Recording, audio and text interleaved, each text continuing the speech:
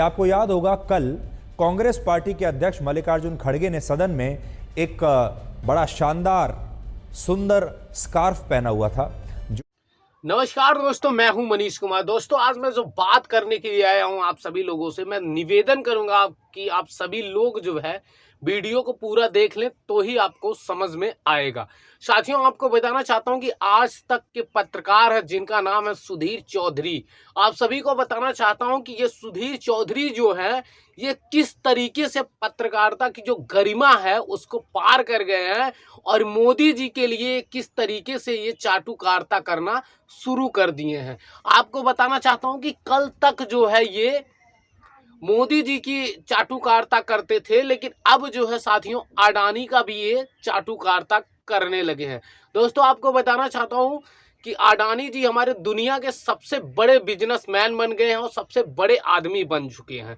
आपको बता देना चाहता हूं कि राहुल गांधी ने सवाल किया संसद भवन में माननीय प्रधानमंत्री नरेंद्र मोदी जी से, और उन्होंने पूछा कि अडानी के साथ जो है माननीय प्रधानमंत्री जी का ये फोटो नजर आ रहा है। मैं आपसे निवेदन करूंगा और मैं आपसे पूछना चाहता हूं कि अडानी कैसे पूरे दुनिया के सबसे अमीर व्यक्ति बन गए।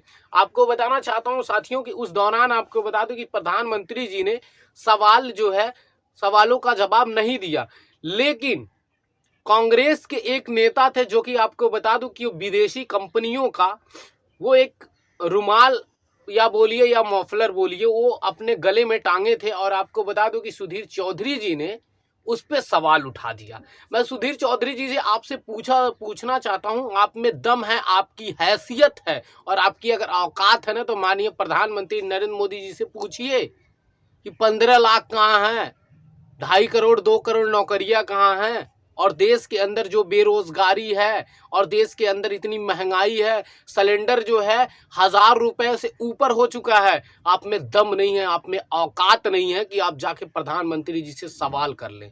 और उसके साथ साथ आपको बताना चाहता हूं साथियों, ये चाटुकारिता जैसे एक कुत्ता होता है ना, कुत्ते को ऐसे रोटी फेंका जाता है ना, वैसे हमारे देश की मीडिया बन चुकी है और हमारे देश की सरकार जो है ऐसे करके रोटी फेंकती है और ये लोग कुत्ते की तरह बोटियों के पीछे ऐसे ऐसे करके चले आते हैं।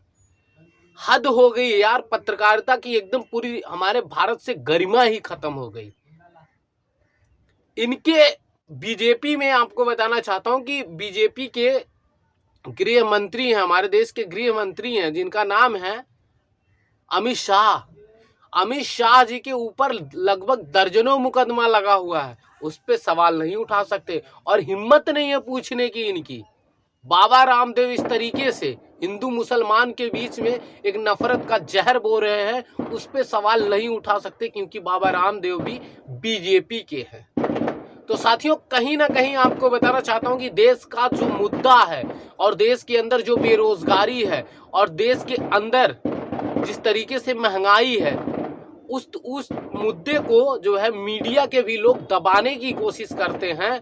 और आपको बता दूं कि कौन क्या कर रहा है, कौन नेता क्या कर रहा है, कौन नेता क्या कर रहा है, ये सब चीजें इन लोगों को दिखाना बहुत ही जरूरी होता है, क्योंकि आपको बता दूं कि इनका टीआरपी जो है उसी से आता है। और उसके साथ साथ आपको बताना चाहता हूं, अगर व्यूज नहीं आएगा तो इनकी जेब भरेगी नहीं, और अगर मोदी जी चिल्लाएंगे नहीं तो इनके पेट में जो है गैस बनना शुरू हो जाता है।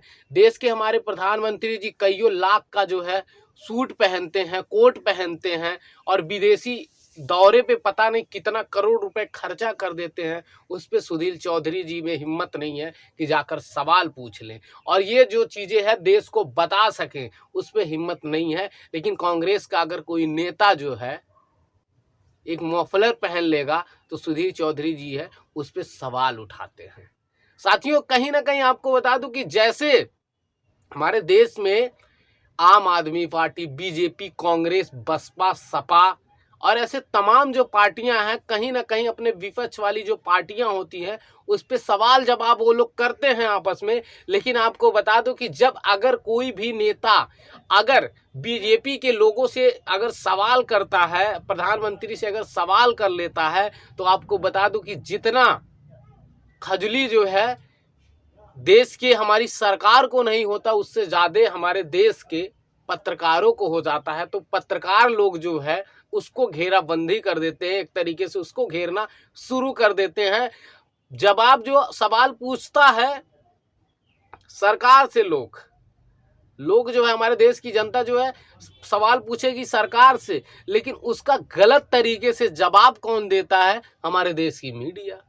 तो आप लोग समझ जाइए साथियों, कहीं ना कहीं मीडिया भी एक पार्टी बन चुकी है हमारे देश की, बीजेपी एंड आरएसएस और बीजेपी एंड गोदी मीडिया। तो ऐसे साथियों 3 पार्टियां हो चुकी हैं, जो कि आपको बता दूं कि इसीलिए रवीश कुमार जी ने पत्रकारिता पद से जो है इस्तीफा अपना दे दिया, क्योंकि उनको पता है कि एक पत्रकारिता की जो गरिमा है, मैं कितना भी बना के रखूंगा लेकिन इसको डुबाने के लिए तमाम लोग लगे हैं। इससे अच्छा है कि मैं जो है इस्तीफा दे दूं और खुल के अपने देश के लिए मैं हमेशा के लिए बोलता रहूं। तो ये मैं आप लोगों से बात करने के लिए आया था साथियों कि देश की मीडिया भी किस तरीके से लोगों को बहलाती है और किस तरीके से गुमराह में डालती है। तो आप सभी को मेरा जय भीम। अगर आप मेरे चैनल पे नए हो तो आप मेरे चैनल को जरूर सब्सक्राइब करो, लाइक करो।